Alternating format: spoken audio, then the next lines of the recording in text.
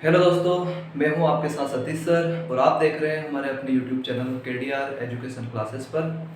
दोस्तों, आज हम पढ़ने वाले हैं मानव का पाचन तंत्र। मानव के पाचन तंत्र में हम उसके प्रत्येक भाग के बारे में जानेंगे।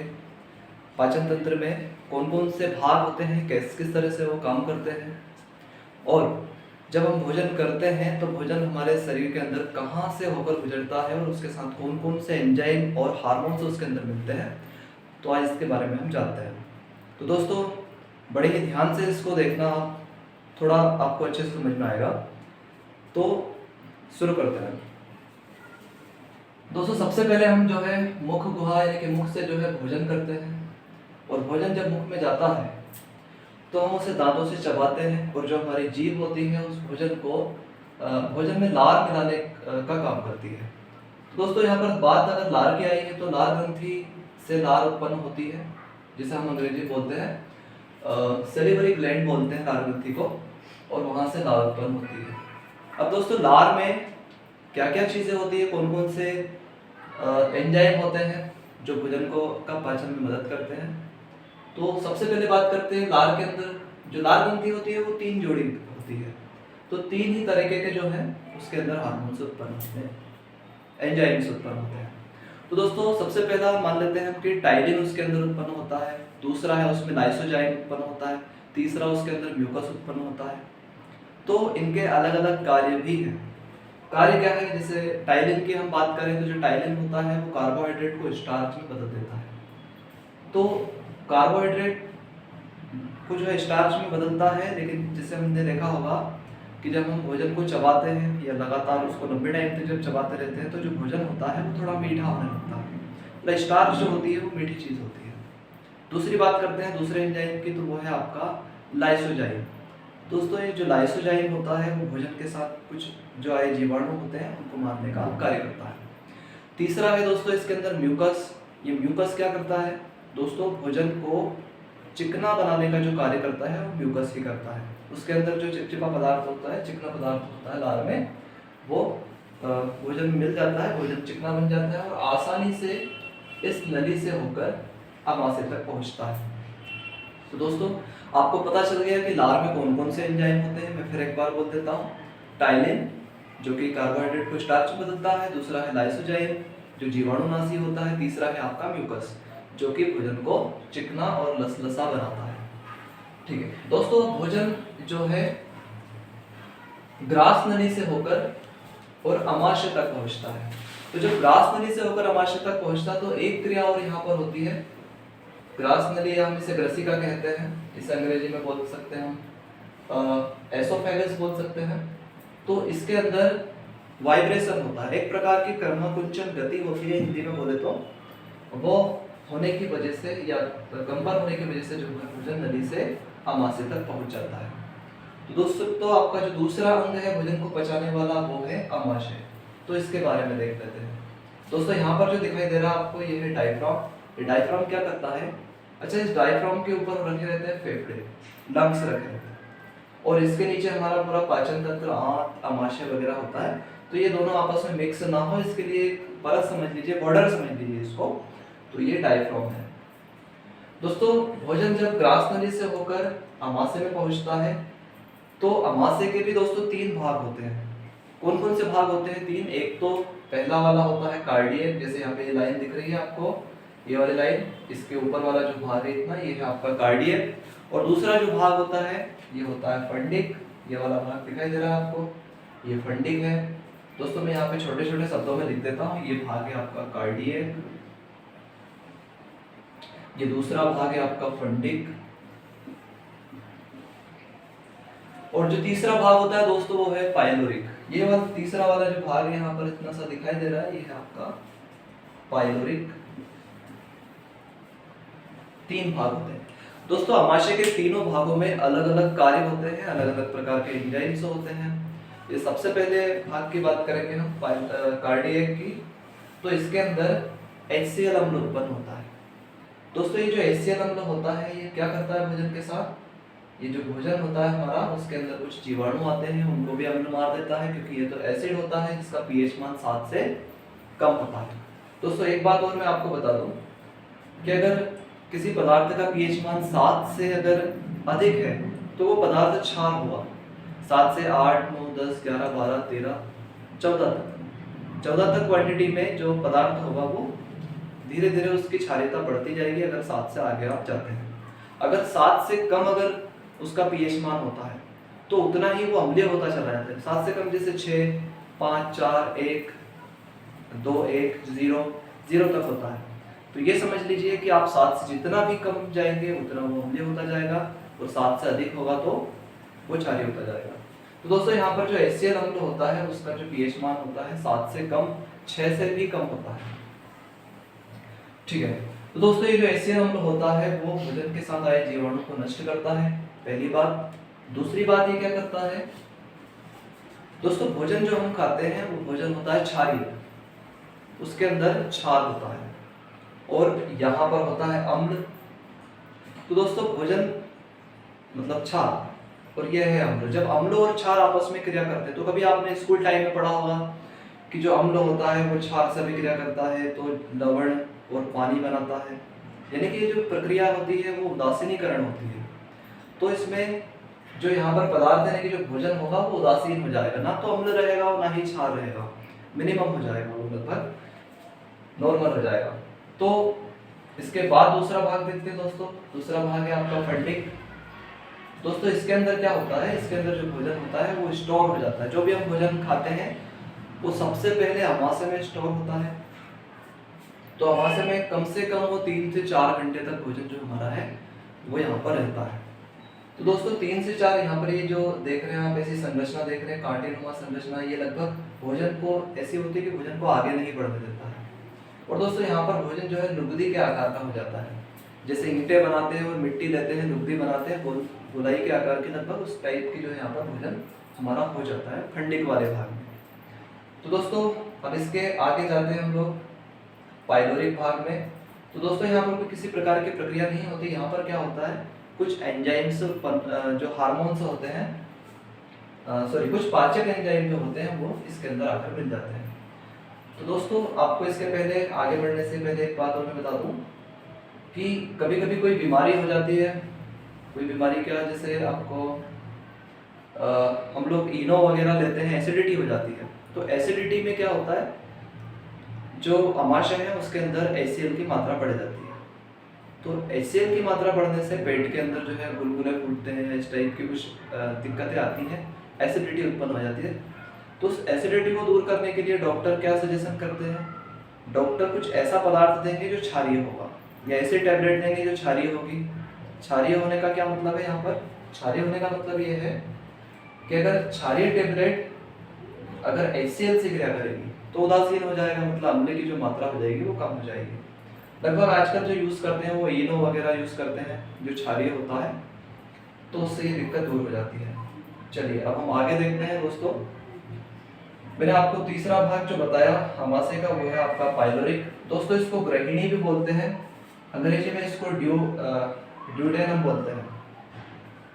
तो जो ग्रहिणी वाला भाग होता है दोस्तों, उसके अंदर सारे एंजाइम्स जो होते हैं आकर मिलते हैं। जैसे मैं बता दूं आपको कि पित्ताशय से यहाँ पर पित्त रस आकर मिल जाता है, अग्नाशय से अग्नाशय रस आकर मिल जाता है, जो भोजन के अंदर मिलता है। तो दोस्तों इनके अलग अलग कार्य भी हैं। जैसे मैंने आपको पहले बताया कि पित्ताशय से पित्त रस आकर मिलता है। पित्ताशय को जो है जेल ब्लैडर बोलते हैं, और उसके अंदर से पित्त रस इस नली के माध्यम से होते हुए ये ग्रहिणी, जो पाइलोरिक वाला भाग बोलते हैं, बोला मैंने, ये ग्रहिणी भी बोल सकते हैं इसको। तो ये वाले भाग में भोजन के साथ मिल जाता है। दोस्तों पित्ताशय में क्या क्या होता है वो मैं आपको बता देता हूँ, ये क्या क्या काम करता है वो आपको बता देता हूँ। तो दोस्तों जो पित्ताशय होता है वो भोजन को क्षारीय बनाता है, जिसका जो पीएच मान होता है वो 8 होता है। अभी कुछ देर पहले मैंने आपको बताया कि जो भोजन होगा अगर उसका या कोई भी पदार्थ होगा यदि उसका पीएच मान 7 से ज़्यादा होगा तो वो क्षारीय हो जाएगा, अगर 7 से कम है तो अम्लीय हो जाएगा। तो भोजन यहाँ पर अम्लीय हो गया था या उदासीन हो गया था, लेकिन जब भोजन आगे बढ़ा, अमाशय में आगे बढ़ा यहाँ पर, तो पित्ताशय से पित्त रस मिलने के कारण वो भोजन फिर से कैसा हो गया, क्षारीय हो गया। दोस्तों क्षारीय भोजन होने के कारण जो है इसका पाचन अब अच्छे से होगा। तो दोस्तों क्षारीय कितना क्षारीय हुआ, उसका पीएच मान 8 है, इतना वो भोजन क्षारीय हो गया, लगभग 8 उसका पीएच मान भोजन का हो जाता है। दोस्तों इसके अंदर क्या क्या प्रक्रियाएं होती है, इसमें वसा का पाचन भी हो जाता है ग्रैंडी में, यानी कि वसा पाचन होने का मतलब उसके अंदर एंजाइम उसके अंदर मिल जाते हैं। दोस्तों तो वसा का पाचन होता है, उसका इमल्सिफाई होता है, यहाँ पर कुछ ऐसी प्रक्रियाएं होती हैं। तो इस पाचक रस को उत्पन्न करने वाला भी एक हार्मोन होता है, जिसका नाम क्या है, जिसका नाम है कोलिमिस्टोकाइनिन। कोलिमिस्टोकाइनिन जो है उस हार्मोन का नाम है जो पित्ताशय से पित्त रस को उत्पन्न करने का कार्य करता है। ठीक है दोस्तों, यहाँ तक आपको अच्छे से समझ में आया होगा, उम्मीद करता हूँ। दोस्तों थोड़ा पानी वानी पी लेते हैं, फिर क्लास को स्टार्ट करते हैं। कुछ ही देर के बाद हम मिलेंगे। तो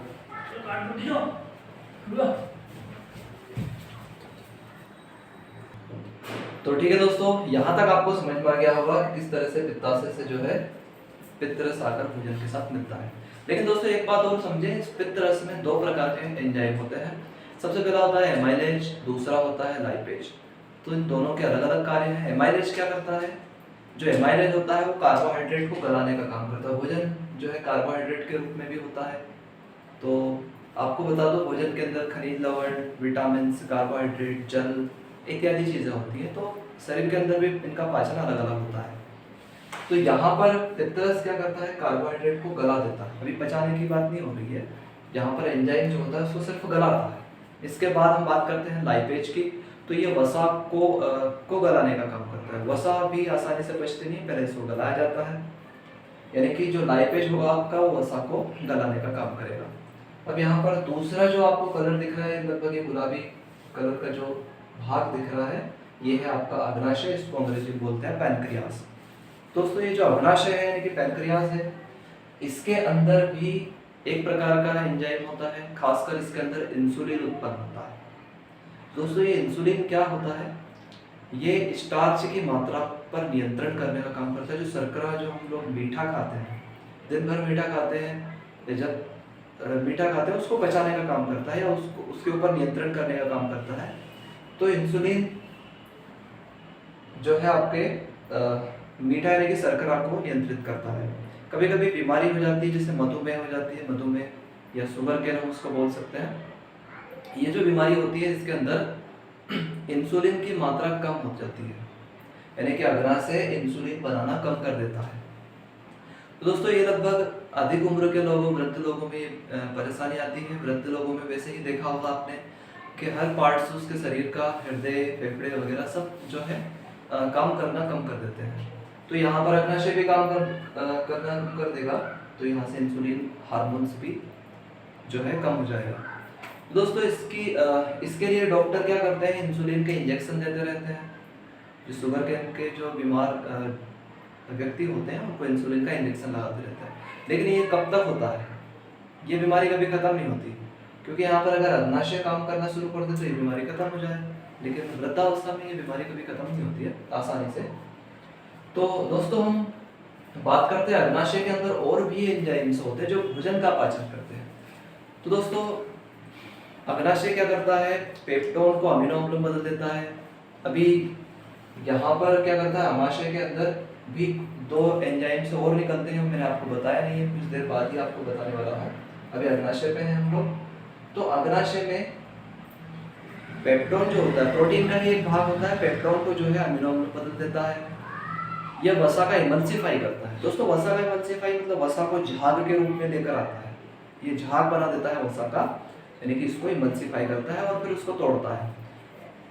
तो ये जो अग्नाशय है इसको उत्तेजित करने वाले हार्मोन्स का नाम क्या है, तो इसको उत्तेजित करने वाला जो हार्मोन्स होता है वो होता है आपका सिक्रेटिन। यहाँ पर लिख देता हूँ, इसको उत्तेजित करने वाला हो गया आपका सिक्रेटिन। सिक्रेटिन हार्मोन जो है इसको उत्तेजित करता है, बढ़ावा देता है, अग्नाशय से इंसुलिन निकलने के लिए बढ़ावा देता है।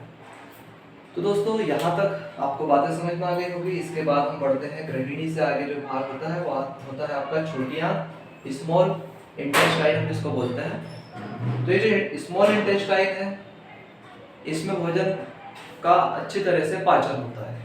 दोस्तों इसके अंदर जो भोजन होता है उसका अवशोषण भी होता है। भोजन का अवशोषण किस प्रकार होगा, कौन से अंगों से होगा इसके अंदर, वो समझ लेते हैं। दोस्तों इसके अंदर यानी कि छोटी आंत के अंदर छोटे छोटे उंगलीनुमा उभार होते हैं जिन्हें हम बोलते हैं विलाई। देखो यहाँ पर चित्र में दिखाई दे रहा है, इस तरह का इसका बड़ा भाग दिखाई दे रहा है। यहाँ पर ये छोटी आंत का ही एक छोटा सा भाग है, इसके अंदर ही आपको ये विलाई दिख रहे होंगे। उंगली के आकार की संरचना आपको यहाँ पे बड़ी करके दिखाई है, यहाँ पर दिख रहा होगा। दोस्तों इसके अंदर जो है एक विलाई के अंदर बहुत सारी जो है वाहिनियां होती है, रक्त वाहिनियां होती है, धमनी शिराएं इसके अंदर होती है। तो हमारा जो भोजन होता है यहाँ पर बीच में होता है, इसके अंदर ही भरा होता है। तो इस भोजन से जो भी आवश्यक पदार्थ होते हैं जैसे प्रोटीन, विटामिन, वसा, खनिज, लवण, जल का अवशोषण छोटी आंत में नहीं होता, आगे बढ़ेंगे हम उसमें होगा। तो यहाँ से जल को छोड़कर सभी पोषक तत्वों का जो है यहाँ से अवशोषण कर लिया जाता है। वो किसके द्वारा किया जाता है, विलाई के द्वारा, जो कहाँ होती है, छोटी आंत में होती है। अच्छा दोस्तों इसके बाद भोजन कहाँ बढ़ता है, आगे बढ़ता है भोजन तो बड़ी आंत में जाता है। बड़ी आंत में भी इसी तरह की विलाई होती है जैसा अभी आपको मैंने बताया।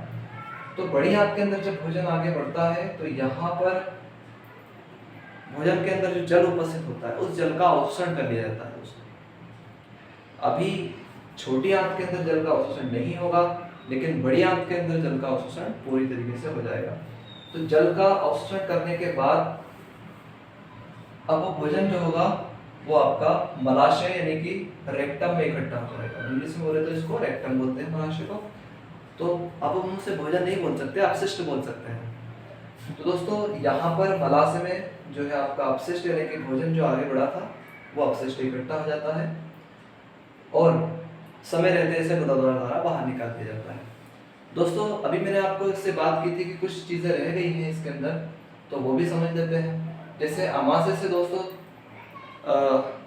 जठर ग्रंथि होती है, अमाशय के अंदर कुछ ग्रंथियां होती हैं, उससे जठर रस उत्पन्न होता है। जठर रस में आपका एक तो एसीएल अम्ल भी जठर ग्रंथि से उत्पन्न होता है, पेप्सिन और रेनिन भी इससे उत्पन्न होता है।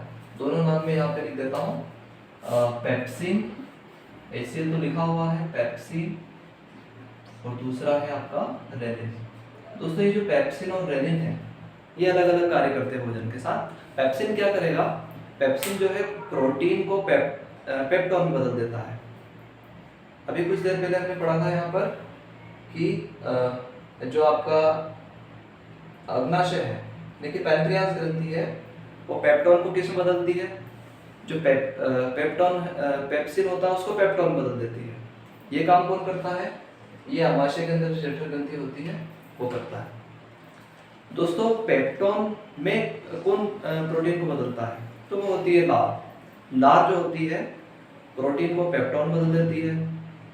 फिर अमाशय के अंदर जो जठर ग्रंथि होती है वो पेप्टोन को पेप्सिन में बदल देती है। दोनों काम होते हैं। दोस्तों इसके बाद आता है रेनिन। तो रेनिन क्या काम करता है, दूसरा एंजाइम इसके अंदर रेनिन है, वो क्या करेगा, दूध को दही में बदल देगा। जो दूध के अंदर कैसीन होता है उसका भी पाचन करता है, दूध को दही में बदल देता है। दूध को दही में बदलना आपने देखा ही होगा कि छोटे बच्चे जब दूध पीते हैं तो कभी कभी वो उल्टियाँ कर देते हैं, तो दूध फटा हुआ दिखता है आपको। तो इसका मतलब ये है कि वो अमाशय में गया हुआ था और जठर ग्रंथि से उसमें रेनिन निकला हुआ था, और रेनिन जब उसके अंदर मिक्स हो गया तो वही दूध दही में बन गया। कभी कभी बच्चे उल्टी करते हैं तो उसमें जो है दही के रूप में वो बाहर निकल जाता है। ठीक है दोस्तों, अब कुछ बातें और देख लेते हैं दोस्तों। यहाँ पर जो छोटी आंत होती है इसकी लंबाई कितनी होती है, एग्जाम में पूछा जाता है। छोटी आंत की जो लंबाई है वो होती है 7 मीटर, लगभग 7 मीटर तक इसकी जो है लंबाई होती है छोटी आंत। दोस्तों ये पेट के अंदर रस्सी के समान, जैसे रस्सी जब इकट्ठी कर लेते हैं तो उसके समान पेट के अंदर पड़ी रहती है। दोस्तों उम्मीद करता हूँ कि यहाँ तक आपको बातें समझ में आई होगी। दोस्तों यदि आपको वीडियो पसंद आया हो तो चैनल को सब्सक्राइब करें, लाइक करें और इसे शेयर करें। अगर चैनल आपको अच्छा लगा हो, अगर आपकी लाइक से ज़्यादा है, अच्छे से आपने लाइक किया हुआ है, तो दोस्तों मोटिवेशन हमें इससे मिलता है और हम और भी वीडियो बनाने की अच्छी कोशिश करते हैं। तो आज के लिए इतना ही। जय हिंद, जय भारत। Thank you.